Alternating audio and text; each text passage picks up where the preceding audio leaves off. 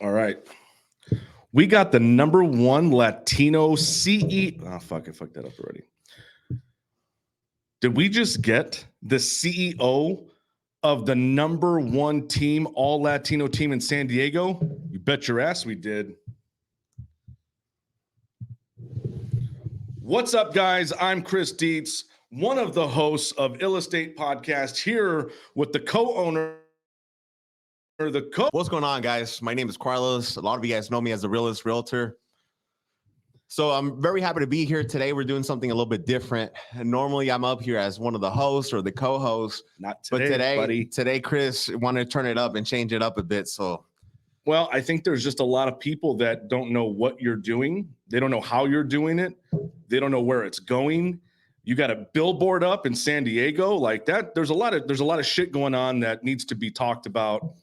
And man, I don't think it's a better timing to figure out what your story is, where it's going. We're in the Inland Empire now. We're doing big things. The podcast is just getting launched. So I thought, instead of having you as a co-host, let's kind of peel back the onion a little bit and figure out what the hell you're doing with the Realest Real. And so real quick, guys, the vibe, you know where to describe. We're the Ill Estate podcast, the realest and illest real estate podcast out there. So let's get right to it. Carlos, bro, my compadre, what the hell? How'd you get started in real estate, dude? crazy, man. So I actually got started about 4 years ago. I've been a salesman all my life. So I've been selling everything you can think of, from cars to doors to auto parts, rims, tires, you name it, I was in it. So phones, everything you can think of. So one of the biggest things that I kept on looking at is every single company that I work for. I mean, I work for corporate companies, smaller companies, and every time that I would hit like the top bonus that you can hit, the top tier, they'd always restructure the commission plan. So a lot of my teammates or people that I work with, they hated it because I would beat that commission plan so hard that they had to restructure it. And every time that I would hear, hey, we're restructuring the bonus structure, I knew there was just to make it more challenging, to make it less appealing, or so we would have to work or grind harder. Yeah. So one of the biggest things that I thought about was, hey, number one, I'm not going to sugarcoat it. I said, how can I make more commission? And what industry can I dominate? Can I kill it? Can I really like make what I want to make? I'm one of 9 brothers and sisters. So, homie, if you tell me about a struggle, I lived it. Yes, sir. Now, this ain't your typical story of, hey, man, started from the bottom. Now I'm here. I didn't grow up dead broke. No, that's false. You ain't about that Drake lifestyle? No, I didn't grow up dead broke. My parents actually very hard workers, and they gave us a decent lifestyle. I mean, I didn't grow up with like all the fancy stuff. One of 9, you had to hurry up and get a plate before it was done. So that taught me a lot, though. It showed me that you have to go get it. I made sure I woke up Saturday morning. I was the first one. I'm a fat boy. Been a fat boy my whole life. I don't know what that's like. So I had to make sure. Well, no. For you, it was a little different, Chris. You were an only child, bro. So you made sure you got fed. I got all the things. Yeah, sure. If I woke up and well, there wasn't gonna be no dinner, bro. My brothers, they were there. I made sure that I ate first. So with that being said, I thought about real estate because there was no ceiling. There wasn't a restructure on the bonus structure unless you changed brokerages. And if you got into the right one, like big blocks, shot them out, it's 100% commission. You know what I mean? So a lot of it for me is shameless plug, right? I wanted to make sure that I didn't have a ceiling. So for me, it's I wanted to change like the way that number one is how we make money. Number two, like growing up being Latino, you there's only a couple of ways that you learn how to make money, right? Being Mexican growing up, if your parents either told you like you go to school, you go to work. As soon as you turn 18, what are you gonna do? You got to make a choice. What are you doing? And if you were working, most of the time it was like construction jobs. Or number two, if you're going to school, being Mexican, all they tell you is either you be an accountant or a lawyer. Or a doctor, all three, one of the three, right? There wasn't anything else. They think that's all there is to school. So yeah, man. I went to school. I dropped out my first. I did, I think, one quarter of community college. I dropped out and said it's taking too long. Number two, then I went to Pima Medical Institute and I got a pharmacy tech certificate. Not a lot of people know. I didn't do much with it. So long story short, bro, the reason I got into real estate at first was because I wanted a paycheck. I wanted to make more, and I wanted to live a different lifestyle. Well, I mean, I can't think of any other situation when you're first getting into the industry, when you're thinking about it. Obviously, paychecks got to be one or two, right? On the top of the list. My question to you is, dude, so your background is in sales, and not just sales, like hardcore direct sales, commission-based. I think I know the answer, but for everybody out there, like, did that help you in real estate? The reason I ask, as you already know, real estate relationship-based. Yeah. When you're selling objects, services, products, and it's a direct one-off, is there a correlation in your experience that really helped you, or did it not help you? Did you have to kind of go back to square one? No, I mean, I truly believe that everything happens for a reason, and every single job, no matter what kind of industry I was in, it helped me in some way, somehow. Okay. Now there's two main things when it comes to it. Number one, working every single job that I just named, like I work construction. I was a truck driver. I did 50 states. To be honest, I hit 45. I didn't hit all 50. Wow. And then I hit 45 states when I was 20. I was just trying to make some money, and getting a Class A was the only other way that I knew, okay, you can make a decent hourly job. Yeah. Came back home and worked construction, and then I didn't want to be over the road anymore. So then I got a job as a dump truck driver at a construction, and then it got slow, and they said, hey, there isn't any more work in that dump truck, so you want to get off the truck and shovel? And I was like, I already had a kid. I was like, dude, fuck it, I'll do it. So a lot of it I can relate to so many people. Okay. And in this industry, you have to be relatable. You have to be able to see where they're coming from. So one of the biggest things is when I see the struggle, like I know it because I lived it. Yeah. And I'm not saying the struggle of being broke. I'm saying the struggle of having to go work out there 8 hours under the sun, making sure, hey, you're on a like on the hot summer day, being out there, and where your sweat's not cooling you down. It's actually worse. It burns. So like part of things like that really made me think about it. And number two, like the moments where like most realtors are like, I'm door knocking and they cuss me out, or like I was on a phone call and they cussed me out, so I can't do it again. I mean, that's nothing to me. Yeah. So a lot of the biggest things, it made me have tougher skin. That's for sure. Yeah. Number two is I built so many relationships along the way. So when I was working in construction, I closed on deals from former coworkers that I had.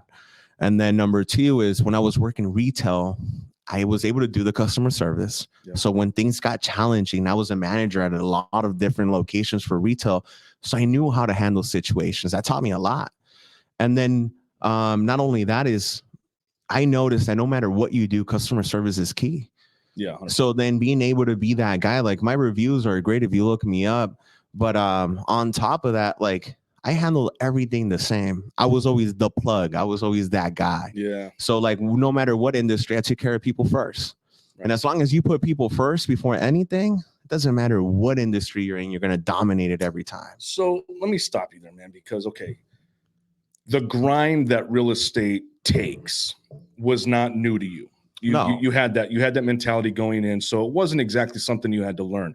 But you weren't always the realest realtor. You didn't always have that number one status. So tell me a little bit about the struggle you had. But I mean, you weren't always number one, dude. So I want to peel back a little bit. How did you rise? Like did you struggle, or was this just an overnight sensation? Like what happened? I got my real estate license in like November of 2018, I believe. And just because somebody asked me this yesterday, my boy, I was actually sitting in the office yesterday. My boy's like, Carlos, you built all this in the last 4 years? I'm like, yeah. I was like, it's been a short time, but it's been a hell of a run. So I get my license 2018. And like most people, I didn't do anything the first 2 months. Come 2019, I was sick and tired of my job. I was doing the typical realtor, the brand new realtor. I was working a full-time job where I was salary. So that means if you're a salary, it doesn't mean you get to come in whenever you want. It means they're going to work you as hard as they can because you're on the salary. Yes, sir. So I was pounding like 60 hours a week at a tire shop. And then afternoons every day for 2 hours, I would commit to doing 100 phone calls. So after I would leave, like I'm talking about, I worked at a tire shop. I was a manager. So I would install, I would sell, I would collect, I would do everything. Yeah. So I would come out of this job and I would take an extra shirt and I would do what's called a bird bath. I would do the whole wipe these. You know what? I didn't have time to go home and take a shower. Like I knew what I wanted. And I had to grind. Yeah. So then I made sure I would just clean myself up, put on a night. I had to put a button up because I used to think that if I showed my tattoos, I couldn't do real estate. Right. So then I would make sure I would wear a button up. I would go to the office. Sometimes I wouldn't even see people. So I changed for no reason. But I would walk into the office, and I still remember my very first week. I just started pounding the phones, and I was good at the phones because I worked for a timeshare company before for a couple months. So let me tell you something real quick. If you got timeshare background, man, you got some training. You probably don't even know what you got in your back pocket. 300 phone calls a day. Those cats are ruthless. There's no dialer, bro. This is back in the day, boiler room status and chilling this on 3rd Street. Yes. I would be hitting numbers all day. They are ruthless. Got it. So that's part of my background. And then so I was pounding the phones in the beginning, and I wouldn't leave the office. I'm very self-disciplined. I wouldn't leave the office until I banged out 100 calls a day. So then my very first 2 weeks, I must have brought in over 6 families to the office. Wow. So I was used to like the hard sell, right? And I was excited. I was like, all right, perfect. Like, and I remember I told my boy, I was like, get me on the phone and I'm a monster. Just get me on. Yeah. So I did. I bring in 6 people. I'm excited as hell. None of them qualified. Not one. Wow. So I'm sitting there and I'm like, man, I thought I just had to bring the people in and close them. Yeah. That wasn't the circumstance. The circumstance was they got to qualify first. So then I started noticing that like I was sending these deals to lenders and they wouldn't really like give me the time of day because I was brand new. And they would look it over and they're like, I'm like, well, can't we like fix their credit? Can't we do this? Can't we do that? And they'll be like, no, we're not going to do that. They just don't qualify. So and they wouldn't even give you the time of day just because of your tenure inside of this thing. I'm brand new. Yeah. They're like, who the hell is this guy? I would send them the file. I swear to God, I walked into an office one day to a lender's office. I put the file there and I'm like, hey, I got a client. I got all the documents for them. I had copied them all. Yeah. I put it on their desk. That file sat there for like 4 days and didn't move. Wow. I remember walking back in there and being like, hey, guess what? Like, what's up? What's this file? Oh, I haven't gotten to it. I've been busy. Because I was nobody. Because I was the dude that your typical Mexican dude, and they had seen me in a regular t-shirt. You could see my tattoos, and they thought that I wasn't ever going to do anything. Profiled you right off the jump. Yeah, and I had no numbers to back me up. I had no background. I had no resume. So then I was that guy. Yeah. So then fast forward, I started learning all the ins and outs to the loan side. I want to know I can fix people's credit. I wanted to know what I can adjust. How many co-borrowers can I get? How many people can I get to add to them? Because mind you, I've been a monster this whole time. And my thing was I put people first. If I could find the way, I was going to get away. So like, you weren't trying to do this to be a loan officer, though, right? This was just to add value. No, this was just because I cared about people. I would see stuff sit on the people on loan officers' desk, and they wouldn't even find the way.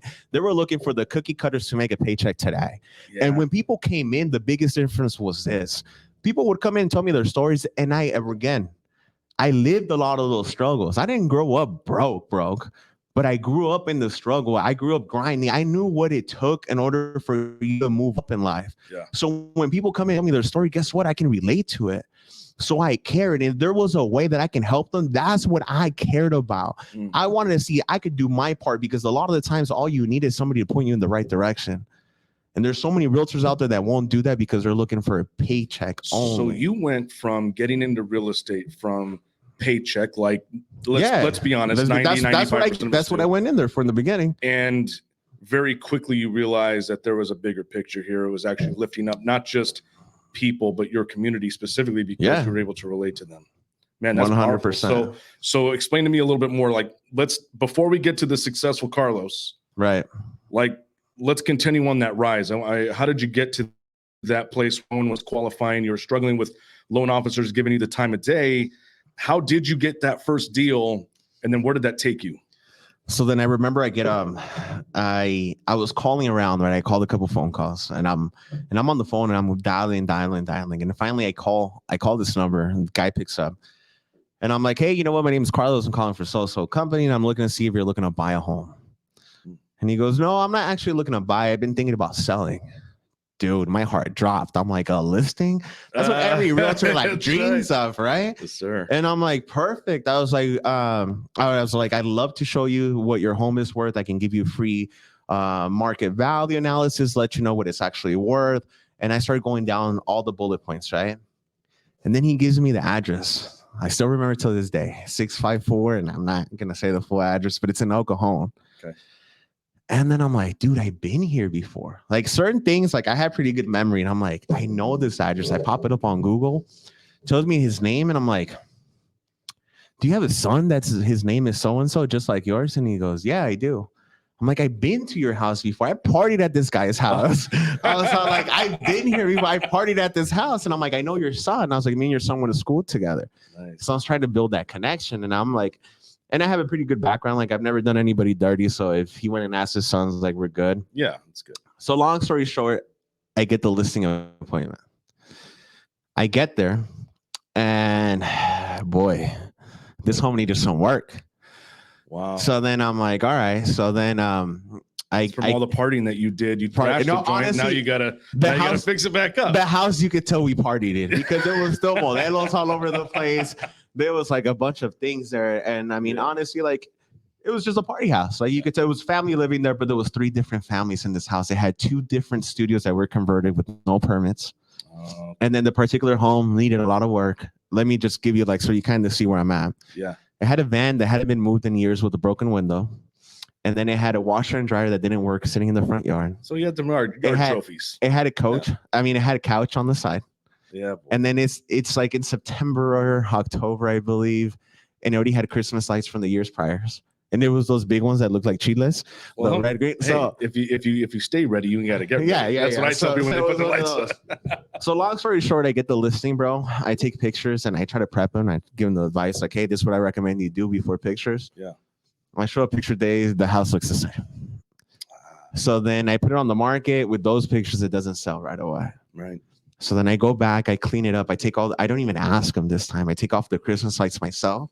My wife's the trooper. She went in there with me, helped me clean the house. Nice. I was like, babe, you work the inside, I'll work the outside. We started cleaning it up, I got rid of all the trash. Put in that elbow grease. And then I was like, you know what? Hold on. I had a truck and a trailer. Oh. I went back home. I picked up my truck and the trailer. I put the washer, the dryer, the couch, and all the bullshit that I could. And I make it move the van, take new pictures, and I sell it in 2 weeks. Wow. So then that's what I call about the beautiful struggle. You know what I mean? Like now I get to go back and think about it and be like, I knew what it took. It wasn't easy, but I did it. I could have made up a bunch of excuses, blamed the seller and did it, but I had to do what I had to do to make it happen. And that's the biggest difference. Yeah. Sometimes you got to do what you got to do. So a lot of it, as I went, like I have so many stories that are crazy along the way. And it hasn't been easy. Like I'll tell you that much. It has not been easy until this day. It's still not easy. No. And I know a little bit about Carlos. Obviously, we're going through like this interview process, but if you've got a challenge ahead of you, Carlos is the guy that just crushes that challenge. It's almost like challenges are attracted to him, and it just so happens you're really fucking good at overcoming the challenges for your clients. It's actually really good. I know other agents would crumble with some of the shit that you were able to get creative with, not with just yourself, but the vendor team that you've put together and the expectations you've set. They really do. You've kind of made a niche for yourself in that. So congratulations on that for sure. Thanks, man. So here we are. We haven't even talked. Like, where did this team come from, bro? Like, what was in your head? And then explain to me, like, where did you get the Realest Realtor from? I think I know, obviously, from our relationship, but where did all this come from? Name, and then why a team? So then I wasn't looking to make a team. I wasn't looking to build a team. That was never my intention. I was working at the office and I was working for a company where I knew what it felt like to be the new guy. Yep. So then I was the new guy and I knew what it felt like to not being able to come up to somebody at this. Let me take you back. I was working at a brokerage where there was so many offices that had closed doors. And then there was kiosks, but nobody would sit in them kiosks. God, that sounds like there was like a lot of brokerages there. Yeah, there was those kiosks, and the only people that sit there would be new people. Yep. And they were only there for 2-3 hours. So then half the time, like the broker, the owner of the company, they were sitting in their office, closed doors, and they were so busy that I couldn't even ask a question. Right. Yep. So then when I started learning, I would see the new guys struggle. and I would hear them and I would listen to them and I would just walk up and give them advice. Hey, bro, this is what I did in that situation. This is what I would do. So as I kept on going, I would help for totally free. Like I wasn't trying to charge. I just knew what it felt like. So I wanted to be the difference. Yeah. Lifting your environment. Yeah. Next thing that I know, I get a phone call one day and one of my boys was like, hey, bro, like I follow you on IG. You're a monster. I want to come in. I'll drive you around, he said. Wow. He's like, bro, I'll just drive around. I just want to listen to your conversations. And I could hear it in his voice that like he was being honest. Like he was really hungry for it. So I'm like, you know what, bro, come through. And I was so busy. Like I was already like, so this is a year into it. I had already sold 19 homes and I was like starting to really pick up momentum and I was starting to build a name for myself. So, pause. Okay, you're back. You're building a name for yourself. Go. So I'm building a name for myself. This guy comes on board and I call him up. He comes to the office. He's literally driving me around while I'm taking phone calls. He's listening to every conversation I had. I let him hear every single buyer consultation. This guy was right next to me. Okay. And that was a friend of mine. And she's like, Carlos, I want to come and work with you. Like, what's up? So then I started building this team. I went from 3 to 10 in like less than 6 months. Just because people were just seeing what I was and doing. what you were giving back. Yeah. So then before that, I had made a post one day. I made a post on Facebook and I said, this is what you guys need to know. No smoke, no bullshit. Keep it real. The Realest. Okay. And then I kept on promoting that, right? Yeah. I was like, no smoke, the truth, because so much content was out there that was bullshit. Yep. That I was like, man, people need to know the truth. Yes. Like these are all the things that you can do. Keep it real with them. And then I kept on telling, look, man, I'm not gonna sugarcoat shit. I'm not gonna tell you like just to make you feel good. I'm gonna tell you the truth. I'm gonna keep it real. Yeah. This is your boy, the Realest. And it stuck with me, right? So then I was like, all right, the Realest Realtor. So back then my brand was Carlos Figueroa, the Realest Realtor. Right. And then I was like, all right, once I started building the team, I was like, you know what? The Realest Realtors. I was like, all right.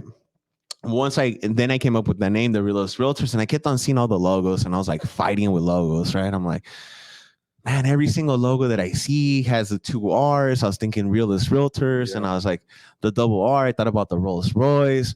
Started thinking of everything else. I was like, but that one's played out. Everybody has it. How often do we see that logo? Yeah, right? It's like, all okay, the time. man, and I'm like, you know what? Like, I went back to my roots, and I was thinking like the stock market keeps going up just the way real estate does. And I saw the bull. Then it took me back to my roots, and where my dad's from, they have a lot of like bullfights and those type of things. And I was like, all right, you grab the bull by the horns. And then I started thinking, man, no bullshit. Let's keep it real. I'm like a bull, and everything just kept on like I just kept on picturing a bull. Yeah. So I'm like, you know what? That's totally different. I was like a little bit stubborn, like I was like, I was like, I don't give up. Let's keep it going. I was like, the Realest Realtors with the bull. Let's go. And that's how it started. You know what I mean? Yeah. So that's where it was like a power thing, and it's just where like I kept on thinking how strong they are, and that's one of my other things. I love the gym. I love to work out. So I'm like, all right, let's roll. Yeah, that's what I'm doing. 100%. So that's how I came up with the team. Really? So how is the team doing? Like, has there been, okay, there's a lot of people out there that either want to start a team, or they have a team and they're not quite hitting the cylinders. You know what I mean? Is running a team, number one, is running a successful team easy? No. And then it takes more time than what it makes. It makes money. I mean, so what's the advantage, brother? What's the advantage of having the Realest Realtors? I'll be honest. I love my team. I love to see the difference that happens within the team. Yeah. So a lot of the times it takes me back again to why like I even built the team was to help out the agents. Yeah. In reality, I would make more money if I had a salary employees than I do off the team. Yeah, sure. Now, the biggest thing is I noticed there wasn't a difference between brokerages and team leaders. And when you're a new agent, there's no team that wants you. You're brand new. Right. They don't want you. That means they got to babysit you and show you even how to turn on the computer half the time. Yep. How do I do this? How do I do X? How do I do Y? How do I do Z? Right. Yep. Now, again, like I saw how much my life changed. Like once I became a realtor and I started making that type of money, like everything changed. Sure. Yeah. And I see how many people struggle to get in the door and have that change for them. And that's what I wanted to be a part of. Yeah. Like, not only is it helping families get into a home, but now I look at the agents and how their life changes. Changing their life. If it could change mine, how can I not give back and help them change theirs? Right. So then once I started building that, you really start seeing like how things impact other agents' life and what they get to hear. So half the time I'm just a shoulder to lean on. Yep. And then a lot of the times is they do run into those problems. Like you mentioned, I already gone through them. I've done over 200 transactions in the last 2 years.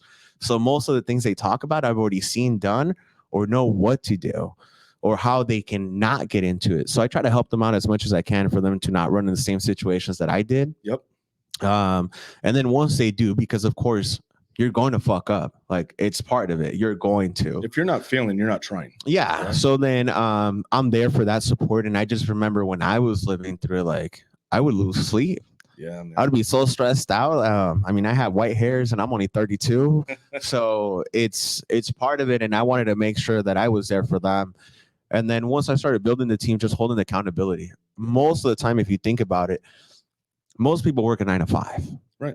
Most people get told what to do day in and day out. Yep. So they jump into the industry and they don't know where to start. Right. And they don't have anybody. So by me being the team lead and letting them know, like, this is what I expect, this is what you guys should be doing, this is how I do it, then it goes ahead and gives them something to do, gives them how to do it, and the results are there. The whole structure, the process, the systems, everything's already built out. Yeah. It's plug and play, let's go. Right. So for them, a lot of it, that's what you need. I don't need to show them how to sell. I don't need to show them how to talk to people. What I do need to show them is how to do real estate. Right. This is how you do it. This is what you do. This is when you do it. And this is why you do it. Yeah, man. The biggest thing is the why. Why do you do it? And then second, I'm only one guy. Right. I'm only one person. So if I can help out, let's say 50 families, I think the most I've ever sold in 1 year was 65 homes by myself. Dude, that's huge. Forget the 65 homes. Think about the 65 families you just changed their life, how Absolutely. You showed them, right? Yep. So if I could show them and leverage my team to go help out more families like we did last year, we did over 120 different families.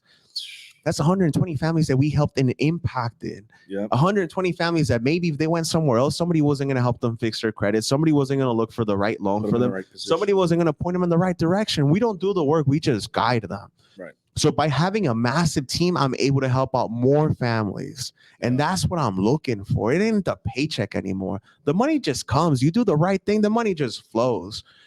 It's not always about the money. I sell so many mobile homes. It's not even funny. I don't make shit on mobile homes. But the truth is, I know it's a stepping stone to the family, and I know where it's going to get them. So the long return is there.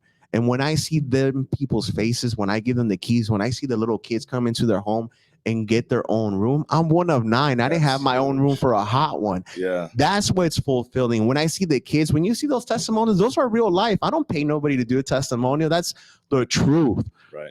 So when I see that, bro, that's what fucking like just drives me. It sends me. Like, that's what it's about. Right. There's so many people in the industry that started like I did, but they don't remember where you come from. Right. They don't remember. I don't forget that. Yep. I go back home to keep grounded, to remember why I do what I do. So I still keep top ramen in the top drawer. Don't even get that twisted. Like, that's the roots. That's, you know what I'm saying? Like, I get that part. So what's next? What's next for Carlos? What's next for the Realest Realtors? Where are you taking this thing, dude? All right. So there's a couple of different things that I've been doing in the last, I want to say 12 months. So number one, I'll start off with the team. My team, I have accountability standards, so I make sure they do what they got to do. Sure. Yeah. Number two, recently we opened a big block Corona where we have a brokerage with over 50 agents, but I also want to expand the Realest Realtors out here to Corona. And the biggest thing is, thank God, I've been putting my face out here a lot more, and there's a lot more people coming in. And like what I just mentioned, I'm only one person. So are you trying to expand out here? So I'm expanding the Realest Realtors to Corona to have a full team here. The same army that I have in San Diego, I want to build one here. Nice. So if you're listening in and your values, your visions, go ahead and align with everything that I just mentioned. And you're really like, be honest with yourself. Are you real about helping people and you want to learn how to? Then reach out to me. Yeah. I'm looking to bring on 5 other agents here to the Inland Empire, Riverside County, Corona, even all the way to Orange County. I'm getting people from LA, from Orange County, right. from Riverside, from Lake Elsinore, Menifee, Moreno Valley, reach out that they're looking for a home. And these are people that have already gone with other agents and they couldn't help them out. And guess what? I can. Yep. So I want to build my army up here where they can go ahead and help out families the same way we did. Because if I can help out another 120 in Riverside, 120 in San Diego, that's 240 families. If you think about it, Yep. that's 250,000 families that actually get into a home. And that's huge, bro. That's what, at the end of the day, that's what it's all about, well, bro. you hit that perspective right on the head. And not just that, like I'm going to add something to this because I know you. So I'm going to kind of break character here for a second. Look, what's really exciting about this, yes, you got the family situation where you're going to help out, brother. I mean, the amount of people you just mentioned is going to be intense. But the fact that you're building agents, right? We both know that you're not building this team to have team members for life. You're actually giving them a foundation so they can take everything that you've got to give, everything that they're going to learn, and they can start their own brand and basically take what you gave them and run with it. Right. I think that's the coolest part as well. There's probably easily like 25 agents that I've had in and out of my team. Yeah. Right. So a lot of times, like I get heat from other teams. They're like, Carlos, like you don't feel bad. Like sometimes it's a revolving door. And I'm like, no, because every single person that's coming to my team has learned something and gone somewhere with it. Yeah. So I feel like I did my part. I don't believe that people are supposed to be in the team forever. Right. No, they're supposed to grow and expand. And then guess what? I hope they build a team because that message goes across even farther. Yeah, that's huge. So the second part that I focus and concentrate on, and I've been building in the last year, I've been buying a lot of investment property. Okay. So one of the biggest things that I also teach my team is not only how to do real estate, but also how to build a corporation, how to build out an LLC, where to invest, what to do. You're not going to create wealth by selling real estate. Right. You really are not. No. Like I've sold over 200 homes. That money comes and goes. Yeah. You got money. Honestly, you got riches, but you don't have wealth. Now, the biggest thing that I see is the first thing. I didn't buy a gold chain till this year. Yeah. Right. I didn't buy my gold chain till this year. Yeah. I didn't buy none of the luxuries. But I don't real estate. That's right. I don't know. Man, so one of the biggest don't own liabilities. That's just so it's too huge. One of the things that I teach realtors, I'll watch a show that talks much we make what they drive that luxury lifestyle. That ain't me. Right. I mean, I've been driving the same car probably for the last 2-3 years. I put in more miles than anything on that car and I beat it up. But the biggest thing for me is I want to show them where to invest their money. Right. Because a lot of the times, if you come from a background like I did, nobody ever taught you. Nobody teaches you. Like if you come, think about it, it's only the 1% that makes over 150 grand a year. That's right. So once you become that 1%, let's be honest, you don't know how to act. You don't know how to act, bro. So all of a sudden you at the club popping bottles, you pull up in that Maserati, you pull up in that white Mercedes, that white BMW, all of a sudden you rolling in an M3 and M6 and you acting all types of funny. So it's easy to get caught up in that lifestyle. 100%. And there's nobody there that actually cares. Everybody's going to sit back and laugh at you at the end. Yeah. So for me, one of the biggest things is I wanted to make sure to guide our people in the right way. Again, to do the right thing. We can paint them in the right direction to do the right things. Then you can help more people. Yeah. At the end of the day, it's like giving back. So what I look at is I build a team where now I'm giving jobs to people. I have assistants that I pay on a salary. I have a virtual assistant. I have a videographer. I have different people within the brokerage that we hired and we're giving jobs back. Right. We have cleaning people that come to our company. I employ termite companies, inspectors, we hire people who are general contractors. So what I look at is I'm building a business where we're giving back to the community and doing that opportunity. So instead of blowing it off, like remember why you did it. You did it because you don't want to live that lifestyle anymore. You want to change your life, and upgrading your life is not the typical thing you see on TV. Like really think about it. Yeah. So for me, like I think about my kids.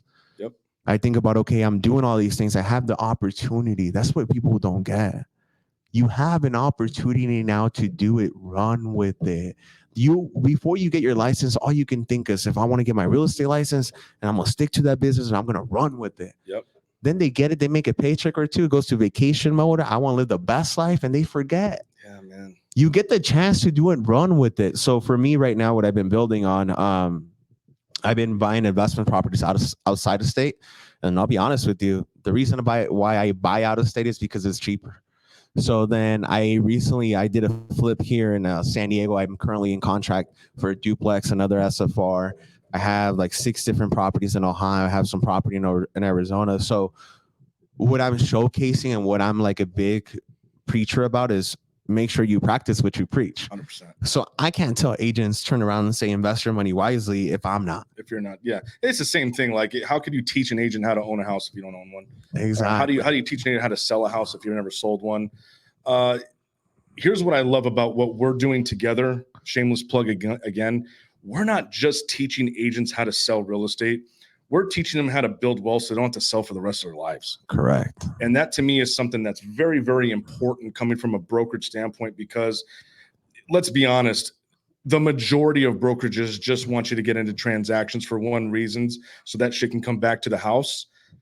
But if we're able to bring our agent community to show them how to build that wealth so they can stop, they can enjoy their fucking life, that's huge. And the fact that you're doing that for the team is absolute. Guys, we're running short on time. That's Carlos Figueroa. He's the Realest Realtor. He's expanding into the Inland Empire. And I think you already have a couple team members out here, but he's going to add 5. Hit him up on his IG. What is your IG? My IG is Carlos L. Figueroa. So that's Carlos E.L. Figueroa. Now, guys, I just want you to know this is not for everybody. I'm not looking just for an agent. Like, I'm sorry, this is not going to be for everyone. But if you are an agent who's already licensed, who's already looking to help people, you have some transactions under your belt, and you're like, hey, I want to learn how I can expand my knowledge, how I can help more people. Like I mentioned, I already have an army of vendors, so people who can help out doing credit repair, taxes, whatever you need. It's already going to be available for when you come on board. The biggest thing is you got to have that drive. I'm looking for agents that have that dog. If you ask me what's the biggest difference between me and other agents, I have that dog inside of me. Yeah, boy. So honestly, if that's you, you're a hustler, you're an entrepreneur, and you're not scared to get your hands dirty, it isn't going to be easy, but it's going to get done. Go ahead and shoot me a DM, message me. I'm here to help. Awesome, man. Hey, so I got a lightning round for you. This is the first time we've ever done it, and I figure why not do it with the co-owner, my co-host, Carlos. I'm going to give you 5 questions. I just want rapid fire. Ready? Hit me. Favorite music? Corridos, for sure. Favorite food? Tacos. Tacos are life. Oh, fuck yeah, that's good. Favorite movie?